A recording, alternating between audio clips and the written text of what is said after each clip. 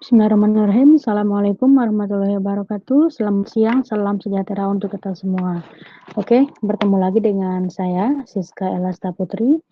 Saya akan mencoba untuk memaparkan beberapa hal terkait dengan fungsi hukum dalam kehidupan masyarakat ya.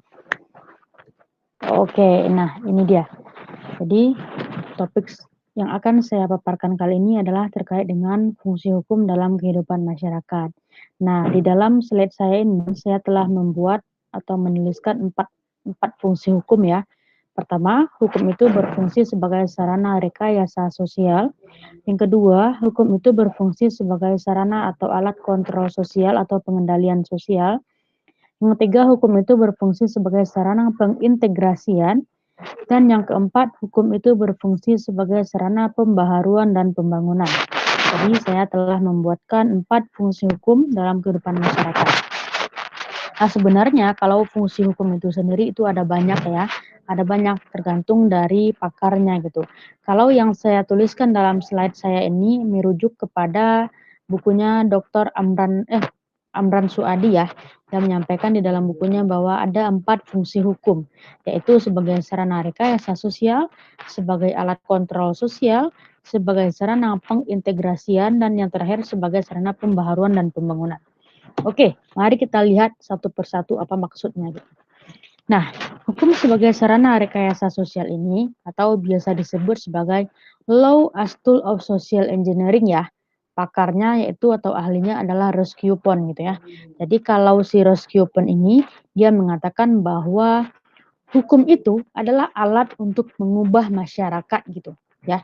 Dia adalah seorang pakar dari teori social engineering yang mengemukakan bahwa hukum itu adalah alat untuk mengubah masyarakat gitu.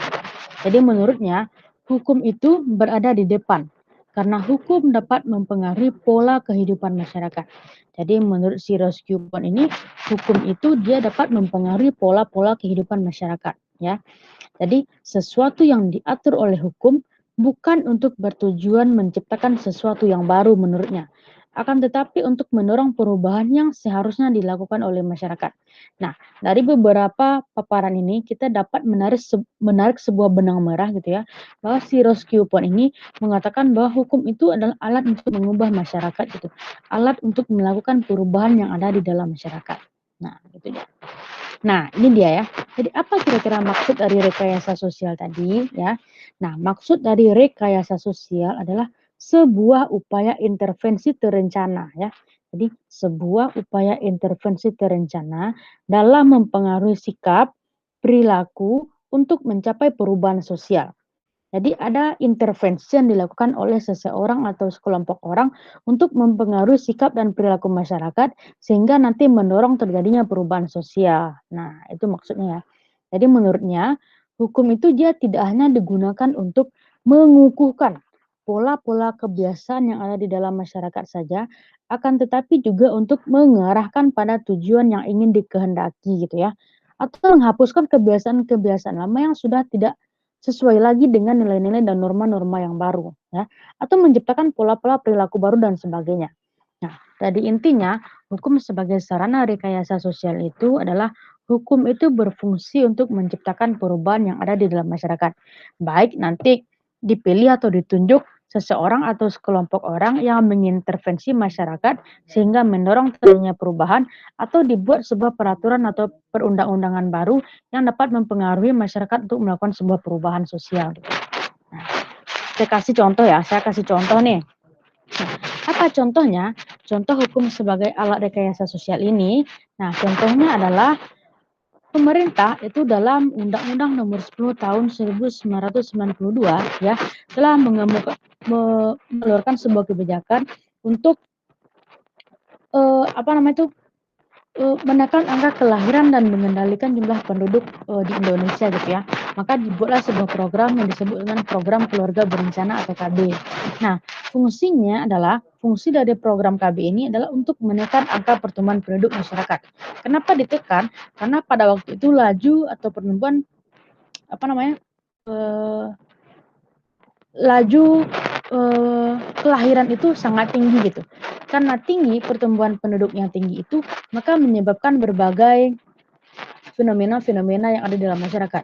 Contoh kemiskinan, pengangguran, tingginya angka kriminalitas dan sebagainya. Nah, oleh karena itu pemerintah berinisiatif melalui Badan Kependudukan dan Keluarga Berencana Nasional atau BKKBN untuk menekan angka atau laju pertumbuhan penduduk masyarakat Indonesia.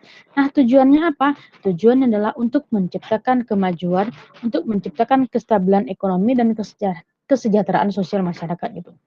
Kalau seandainya angka pertumbuhan penduduk itu tinggi, otomatis nanti seandainya lapangan pekerjaan kita itu minim, maka akan terjadi yang namanya pengangguran, akan terjadi yang namanya kemiskinan, akan terjadi yang namanya kriminalitas, karena semua itu akan saling mempengaruhi nantinya. Nah, tetapi kalau seandainya angka pertumbuhan penduduk kita bisa dikontrol, bisa ditekan, sehingga nanti bisa mengurangi angka kemiskinan, bisa mengurangi yang namanya pengangguran, bisa mengurangi angka kriminalitas begitu. Nah, jadi melalui program keluarga berencana ini, hukum itu dibuat untuk bagaimana menciptakan atau menekan angka kelahiran penduduk dan mengendalikan pertambahan penduduk yang ada di masyarakat Indonesia gitu. Jadi dibuatlah sebuah aturan ya melalui Undang-Undang Nomor 10 Tahun 92 gitu. Nah, jadi itu dia maksudnya hukum sebagai alat untuk rekayasa sosial. Jadi bagaimana hukum itu untuk menciptakan sebuah perubahan sosial. Nah, itu dia. Kemudian kita lanjut. Yang kedua, ya, fungsi hukum yang kedua itu adalah sebagai sarana kontrol sosial atau pengendalian sosial gitu ya. Nah, apa maksudnya? Maksudnya adalah sarana kontrol sosial atau pengendalian sosial ini adalah suatu proses ya, suatu proses atau sistem yang mendidik, mengajak, bahkan memaksa warga masyarakat agar berperilaku sesuai dengan hukum yang berlaku. Jadi kontrol sosial ini maksudnya adalah bagaimana mengajak masyarakat, bagaimana mendidik masyarakat, bagaimana memaksa masyarakat agar mematuhi aturan-aturan yang telah ada gitu. Nah, kemudian hukum sebagai alat kontrol sosial itu berarti bahwa ia merupakan sesuatu yang dapat menetapkan tingkah laku manusia gitu. Jadi kalau seandainya hukum itu ya, dialah yang mengatur, yang menetapkan bagaimana tingkah laku manusia gitu. Nah, tingkah laku ini didefinisikan sebagai sesuatu yang menyimpang terhadap aturan hukum. Sebagai akibatnya, hukum dapat memberikan sanksi atau tindakan terhadap si pelanggar. Nah, yang perlu kita ingat, hukum sebagai sarana kontrol sosial ini adalah ada aturan gitu ya. Ada aturan dan ada sanksi ya. Kalau seandainya aturan itu memang benar-benar dijalankan dengan baik, maka tidak akan terjadi masalah. Akan tetapi masalah akan muncul nanti ketika seandainya sesuatu atau perilaku yang kita lakukan itu dia bertentangan dengan aturan. Maka nanti akan ada sanksi-sanksi ya. Sanksi yang diberikan kepada si pelanggar. Nah, sanksi itu nanti dapat berupa hukuman eh, berupa hukuman pidana, pidana kurungan atau denda, atau bahkan hanya sanksi tidak tertulis itu ya, atau sanksi sosial gitu. Nah, itu tergantung nanti dari kondisinya seperti apa gitu ya. Nah, jadi hukum sebagai sarana kontrol sosial ini artinya bahwa bagaimana hukum itu mengatur pola-pola tingkah laku manusia ya. Tingkah laku manusia dalam artian yang menyimpang dari aturan hukum. Nah, apa contohnya ya? Saya kasih contoh nih di sini. Pasal 362 KUHP tentang pencurian ya. Yang merumuskan di dalam itu bahwa barang siapa yang mengambil seluruhnya atau sebagian kepunyaan orang lain dengan maksud untuk dimiliki secara melawan hukum, maka akan diancam karena pencurian dengan pidana penjara paling lama 5 tahun atau denda paling banyak Rp60. Jadi dari pasal 362 KUHP ini kita bisa melihat bahwa kalau seandainya ada seseorang ya yang mengambil ya sebahagian atau seluruhnya milik orang lain yang maksud dia mengambil itu adalah untuk dia miliki dengan melawan hukum, maka dia bisa dipidana penjara ya, dipidana di penjara dalam jangka waktu 5 tahun atau didenda gitu. Nah, jadi hukum sebagai alat kontrol sosial ini maksudnya adalah bagaimana hukum itu sebagai alat untuk mempengaruhi masyarakat, sebagai alat untuk mengubah masyarakat ya, agar orang-orang itu bertingkah laku memang sesuai dengan apa yang diharapkan gitu, apa yang dicita-citakan gitu. Jadi alat hukum itu dia sebagai kekuatan untuk mengawasi roda kehidupan masyarakat gitu ya. Jadi segala sesuatu yang kita lakukan itu dia diatur, ada aturannya loh gitu. Kalau seandainya kita menyimpang atau menyeleweng maka akan ada sanksi yang kita dapatkan gitu.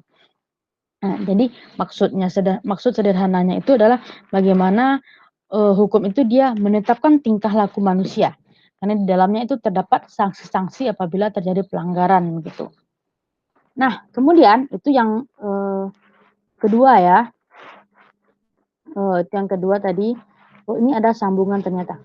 Nah, jadi kalau menurut si Eros ini ya, fungsi hukum sebagai sarana pengendalian sosial ya, dia mencakup semua kekuatan-kekuatan yang menciptakan serta memelihara ikatan sosial. Nah, ini yang sudah saya singgung tadi ya, bahwa hukum itu sebagai sarana untuk pengendalian sosial, maka ada kekuatan-kekuatan yang membuat kita itu harus patuh gitu, yang membuat, eee, kita tuh harus tunduk gitu ya, sehingga nanti itulah yang menciptakan kestabilan, itulah yang menciptakan keteraturan di dalam masyarakat gitu. Nah, ini dia yang tadi ya, sebagai sarana pengendalian sosial, hukum berguna untuk mempertahankan ketertiban yang sudah ada sebagai pegangan dalam pengendalian sosial. Nah, kemudian dia juga memberikan arti bahwa hukum itu sebagai sesuatu yang dapat menetapkan tingkah laku manusia, ini yang tadi ya. Jadi tingkah laku kita itu diatur, bagaimana kita untuk berinteraksi itu diatur, bagaimana kita untuk, berkomunikasi itu diatur gitu ya. Nah, sebagai akibatnya akan ada sanksi. Nah, ini dia yang tadi.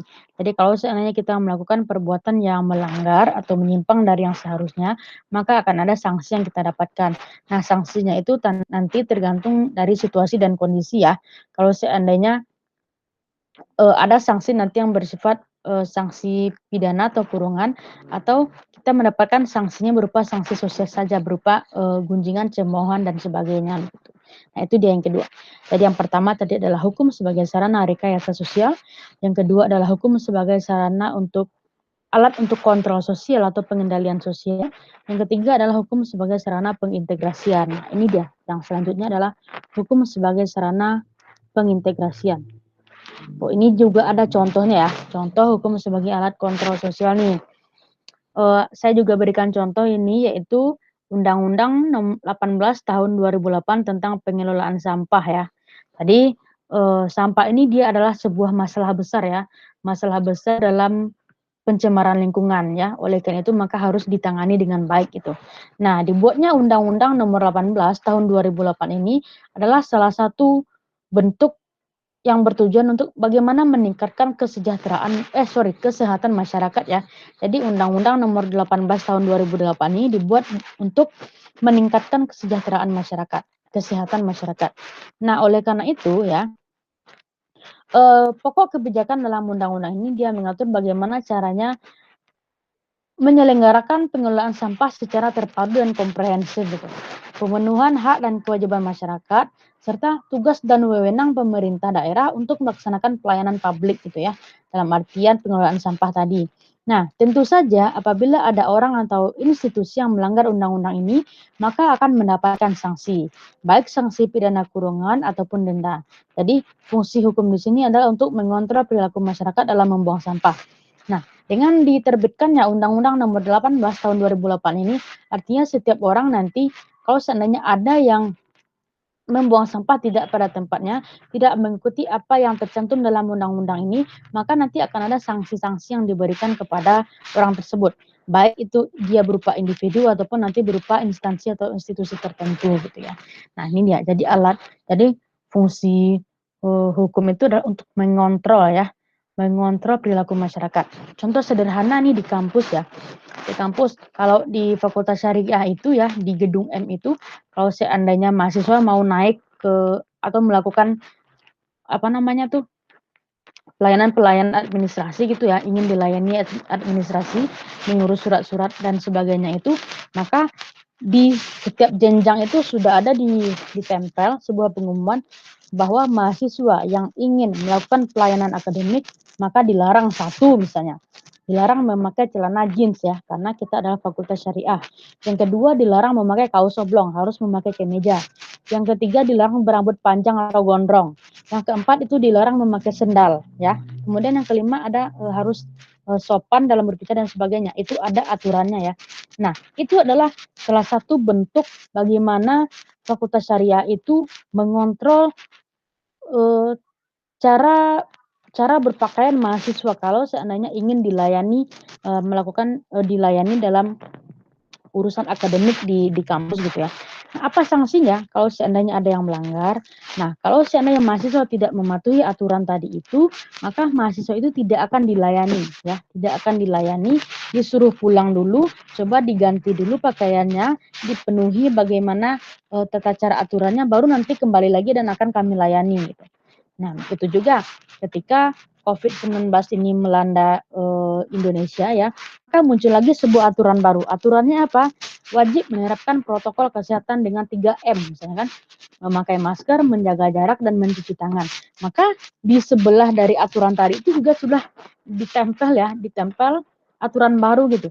Mahasiswa yang ingin mengurus administrasi ke kampus, maka harus mematuhi protokol kesehatan dengan menerapkan 3M. Jadi kalau seandainya ada yang tidak memakai masker, otomatis pakai dulu maskernya, beli dulu maskernya atau sebagainya. Nanti baru dilayani dengan baik gitu. Nah, itu artinya bahwa hukum itu adalah untuk mengontrol perilaku manusia gitu ya. Itu udah maksud dari hukum sebagai alat kontrol sosial atau pengendalian sosial. Nah, next kita lanjut ya. Kita lanjut ke hukum sebagai sarana pengintegrasian. Nah, apalagi nih maksudnya nih, hukum sebagai sarana pengintegrasian. Oke, kita lihat ya. Jadi, integrasi itu adalah sebuah upaya untuk membangun hubungan yang lebih erat antar anggota dalam masyarakat sehingga tercipta suatu kondisi yang harmonis, di mana memungkinkan terjalinnya kerjasama dalam rangka mencapai tujuan gitu ya.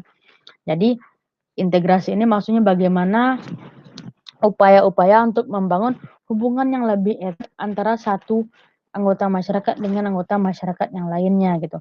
Sehingga nanti memungkinkan terciptanya suatu kondisi yang harmonis sehingga terjalinnya kerjasama dalam rangka mencapai tujuan. Nah, fungsi hukum sebagai sarana pengintegrasi ini artinya bahwa hukum itu dapat mengintegrasi warga masyarakat yang berbeda latar belakangnya. Ya, kalau di Indonesia kan kita paham kita adalah Bhinneka Tunggal Ika, kita terdiri dari berbagai macam suku bangsa, ada kebiasaan, bahasa, kesenian dan sebagainya itu kita punya berbagai macam budaya yang berbeda, kita punya suku yang beragam, ras yang beragam, agama yang berbeda, bahasa dan kebudayaan.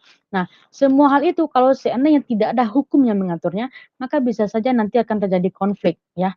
Untuk kenapa terjadi konflik? Karena setiap kebudayaan lah, setiap suku itu dia pasti memiliki yang namanya identitas ya. Identitas atau jati diri sebagai suatu suku. Kalau seandainya tidak ada kata-kata Bhinneka Tunggal Ika walaupun bercerai-berai itu tetap bersatu, maka nanti mungkin saja karena suku A ini dia punya ideologi atau filsafat yang berbeda dengan suku B, bisa saja nanti terjadi bentrok. Nah, itu fungsi dari hukum ya. Jadi dia menyatukan segala hal yang bersifat plural itu ya, yang menyatukan segala hal yang bersifat beraneka ragam itu gitu. Nah, ini dia. Jadi agar setiap perbedaan itu dapat hidup berdampingan, tidak terjadi konflik dan sebagainya, maka perlu diselaraskan ya. Disinilah hukum berfungsi dalam melakukan integrasi terhadap berbagai kepentingan yang berbeda tersebut. Jadi hukum itu fungsinya adalah untuk menyatukan. Kalaupun nanti di dalam masyarakat itu terdapat berbagai perbedaan ya, berbagai perbedaan itu kan bermacam-macam ya, bisa saja nanti dari latar belakang kebudayaan yang berbeda, suku yang berbeda, latar belakang pendidikan yang berbeda dan sebagainya. Nah, fungsi hukum adalah untuk menyatukan itu. Jadi tidak ada yang berbeda ya, karena semua itu sama di mata hukum gitu. Jadi tidak ada yang berbeda. Nah, itu dia. Nah, ini dia. Taufik Abdullah ya dan Van der Linden dalam pengantar sosiologi moralitas dia mengemukakan bahwa Emil Durkheim dia adalah salah satu sosiolog yang mengatakan bahwa masyarakat modern yang sering disebut sebagai masyarakat industri dalam proses perkembangannya memiliki berbagai bermacam-macam jenis pekerjaan gitu ya. Nah, berbagai atau spesialisasi ya. Kalau dalam masyarakat tradisional kan belum ada spesialisasi, umumnya dikerjakan dengan gotong royong. Kalau dalam masyarakat modern itu semua pekerjaan itu pada umumnya sudah terspesialisasi. Terspesialisasi itu maksudnya adalah Eee, sudah ada bagian masing-masingnya gitu ya. Kalau seandainya di, apa namanya, di kampus itu ada dekannya, ada wakil dekannya, ada kabaknya, ada kasubagnya, ada dosennya, ada staf dan sebagainya. Jadi pekerjaannya tidak rangkap. Misalnya dosen dia rangkap pula mengerjakan tugas administrasi, tidak seperti itu. Kalau dalam masyarakat modern itu dia sudah terspesialisasi. Kalau dosen tugasnya ya tridharma perguruan tinggi, kalau staf kerjanya adalah untuk memang melaksanakan pelayanan akademik atau administrasi, ya. Itu dia kalau dalam masyarakat modern, pandangannya si Emil Durkheim gitu ya. Nah, setelah terdiri dalam spesialisasi tersebut ya, mestinya masyarakat akan kehilangan integritasnya. Kenapa kehilangan integritas masuk di sini? Karena kita kan sudah fokus mengerjakan segala hal yang apa namanya, yang khusus atau bagian kita gitu ya. Tapi kenyataannya tidak demikian kata Durkheim. Nah, sebab setelah seseorang masuk ke dalam spesialisasi tertentu tadi, maka dia akan melepas spesialisasi yang lain. Sehingga mau tidak mau dia akan menjadi butuh untuk berinteraksi dengan orang lain. Nah, nih dikasih contoh ya. Jadi kata Durkheim dalam teorinya itu, kalau seandainya sudah ada spesialisasi, maka kemungkinan akan terjadi masyarakat itu kehilangan integritas karena dia fokus ke pekerjaan yang ada di depannya saja gitu. Dia tidak butuh orang lain lagi begitu ya. Nah, tetapi realitanya gimana? Realitanya tidak seperti itu. Ketika seseorang telah memutuskan memilih spesialisasi, contoh misalnya nih di contoh saya ini, dia menjadi tukang batu gitu ya, tukang batu, maka ketika dia mau membuat sebuah bangunan, dia ingin membangun sebuah rumah, maka tukang batu tadi dia pasti butuh tukang kayu. Dia butuh nanti tukang keramik ya untuk membangunnya. Dia butuh nanti mungkin untuk memasukkan listriknya dia butuh tukang listrik gitu. Jadi walaupun pekerjaan itu terspesialisasi, mereka butuh orang lain untuk mengerjakan tugas-tugasnya. Di sanalah butuh integrasi itu ya, penyatuan. Contoh misalnya nih, kalau seandainya, saya hanya bertugas sebagai dosen saja gitu ya mengajar gitu, maka nanti itu tentu akan menghambat. Ketika nanti saya butuh, pimpinan nanti untuk berkoordinasi, saya butuh rekan saya nanti untuk berkonsultasi gitu. Jadi tidak hanya, apa namanya ya, bagaimana perbedaan-perbedaan yang ada itu dia disatukan gitu ya, disatukan, diintegrasikan gitu. Jadi walaupun sudah ada namanya spesialisasi pekerjaan, maka, eee, walaupun sudah ada yang namanya spesialisasi pekerjaan, akan tetapi yang namanya integrasi itu juga pasti akan dibutuhkan gitu. Nah, ini dia yang terakhir ya. Yang terakhir itu fungsi hukum adalah sebagai sarana pembaharuan dan pembangunan. Nah, kalau tadi itu sudah ada 3, hukum sebagai sarana rekayasa sosial, hukum sebagai sarana, pengendali sosial atau kontrol sosial, kemudian hukum sebagai sarana pengintegrasian, kemudian hukum sebagai sarana pembaharuan dan pembangunan. Nah, apa maksudnya ini? Nah, konsep dari hukum sebagai sarana pembaruan dan pembangunan ini dia digagas oleh Muhtar Kusuma Atmaja ya. Dia mengemukakan bahwa hukum itu juga berfungsi dalam pembaruan dan pembangunan masyarakat gitu. Nah, hal ini disebabkan karena adanya keteraturan dan ketertiban dalam usaha pembangunan dan pembaharuan merupakan hal yang mutlak untuk mengatur arah pembangunan yang dikehendaki gitu. Jadi kalau seandainya ingin melakukan sebuah pembangunan itu, maka juga butuh hukum gitu untuk mengaturnya, agar nanti memang pembangunan yang diinginkan itu memang sesuai ya, sesuai dengan yang kita kehendaki gitu. Nah, berkaitan dengan konsep hukum sebagai sarana pembangunan ya, ciri terjadinya pembangunan tersebut adalah adanya perubahan gitu ya. Jadi salah satu ciri dari pembangunan itu adalah adanya perubahan. Jadi peran hukum nanti adalah untuk menjamin bahwa perubahan-perubahan itu terjadi secara teratur. Nah, jadi nanti di dalam masyarakat itu kan pasti ada terjadi, pembaharuan dan pembangunan ya. Fungsi hukum di sana adalah nanti untuk mengontrol bagaimana pembaharuan dan pembangunan itu memang berjalan sesuai yang dikehendaki dengan cara yang teratur. Nah, itu dia. Jadi hukum itu dia harus, dapat membantu proses perubahan masyarakat dalam pembaharuan dan pembangunan. Jadi tidak hanya dipandang sebagai sebuah kaidah atau aturan yang mengatur kehidupan manusia, tetapi juga mencakup seluruh aktivitas lembaga untuk mewujudkan hukum itu menjadi kenyataan. Jadi dalam hukum dalam membantu proses perubahan masyarakat itu, dia tidak hanya sebagai kaidah saja, tapi dia juga mengatur bagaimana kehidupan aktivitas yang mencakup, lembaga-lembaga yang, menciptakan perubahan itu atau yang mengarahkan perubahan, pembangunan tadi gitu. Nah nah ini contoh ya, jadi ada contoh dari saya mengambil contoh nih, contoh hukum sebagai sarana pembaharuan dan pembangunan. Jadi di Fakultas Syariah itu, Dekan Fakultas Syariah dia mengeluarkan sebuah kebijakan ya, untuk mahasiswa untuk menghafal ayat-ayat hukum dan terjemahannya gitu. Jadi tahun 2020 apa 2019 ya, jadi Dekan Fakultas Syariah itu mengeluarkan sebuah kebijakan bahwa mahasiswa wajib menghafal ayat-ayat hukum dan terjemahannya, ya. Nah, kenapa kebijakan ini diambil? Kebijakan ini diambil dalam upaya untuk bagaimana meningkatkan kompetensi keilmuan mahasiswa agar mereka menguasai, agar mereka hafal ayat-ayat hukum dan terjemahannya. Sehingga nanti ketika mereka berkecimpung di dalam masyarakat ataupun mereka nanti ikut terlibat dalam suatu kompetisi misalnya debat hukum dan sebagainya, mereka bisa berbicara, menyampaikan gagasannya kemudian diperkuat dengan dalil-dalil yang ada gitu. Jadi mereka paham, eee pendapatnya si A ini kemudian diperkuat dengan dalil-dalil yang ada pada Al-Qur'an gitu ya. Nah, sehingga harapannya nanti ya, kemampuan mahasiswa untuk memahami ayat-ayat hukum ini, agar mahasiswa memiliki nilai plus, sehingga nanti ketika mereka mulai berinteraksi dengan masyarakat, ataupun mereka ingin mengikuti berbagai kompetensi, di tempat lain gitu ya, mereka mampu untuk menyampaikan pendapat, kemudian diiringi dengan dalil-dalil sebagai sumber rujukannya gitu. Jadi mereka berbicara itu, eee, tidak hanya mengutarakan maksud dari suatu hukum, maksud dari suatu ayat, tapi mereka paham ayatnya itu, suratnya itu ayat ke berapa, kemudian artinya apa, kemudian, maknanya apa gitu. Nah itu dia. Nah itu adalah apa, semuanya itu adalah dalam rangka untuk membangun ya, menciptakan pembaharuan di dalam diri masing-masing mahasiswa, kemudian mereka membangun bagaimana mahasiswa yang memang tamatan dari Fakultas Syariah itu memang memahami ayat-ayat hukum dengan baik gitu. Jadi mereka sudah dibekali dari kampus, bagaimana membangun jati diri mereka itu, bagaimana mereka membangun,